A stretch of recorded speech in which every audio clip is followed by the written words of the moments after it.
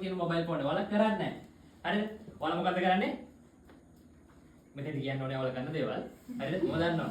හරිද? මම දන්නවා ඔයාලා කරන දේවල්. හරි නිසා මම කියන්නේ සෝෂල් මීඩියා වල ගොඩක් වෙලාවට ඉන්න ළමයි.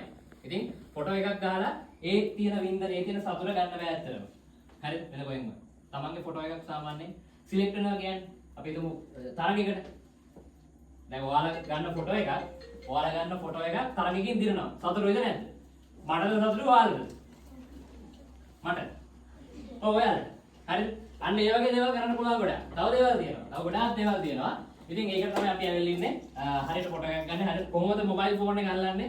කොහොමද දැනට ඡායාරූපයක් ගන්න කියලා අපි දැන් කියා දෙන්න හදලා. කවුද කියා දෙන්නේ? මමද? සර්. සර්. හරිද? හොඳට කියා දෙන්න. හරි. මේක අවසාන වෙනකම්ම රැඳිලා ඉන්න හරියට අහන් ඉන්න. හරිද? අපි ගොඩක් මේකේ අපි පොඩි තරගයකුත් තියෙනවා. අන්තිමට හොඳටම ෆොටෝ එකක් ගන්න කෙනා හොඳට පර්ෆෝම් කරන කෙනා අපි සිලෙක්ට් කරනවා කවුද කියලා. හරි? ඒ මෙයා වෙන්නත් පුළුවන්, මෙයා වෙන්නත් පුළුවන්, අර කොනේ ඉන්න පුතා වෙන්නත් පුළුවන්. දන්නේ? බලමු. හරිද? ඒ නිසා ඔයාලට අද ලැබෙන සර්ටිෆිකේට් එක ජාත්‍යන්තර මට්ටමේ සර්ටිෆිකේට් එකක් ඔයාලට ලැබෙන්නේ. හරිද? වෙන කොහෙන්වත් ඔයාලට හම්බෙන්නේ නැහැ. හරි? ජාත්‍යන්තර මට්ටමේ පිළිගත්තු සර්ටිෆිකේට් එකක් තමයි සර් ඔයාලට අද දෙන්නේ. ඒකත් හොඳට ඔළුවේ තියාගෙන ඉස්සරහට වැඩේ කරමු ඒකට. හරි? කැමතිද?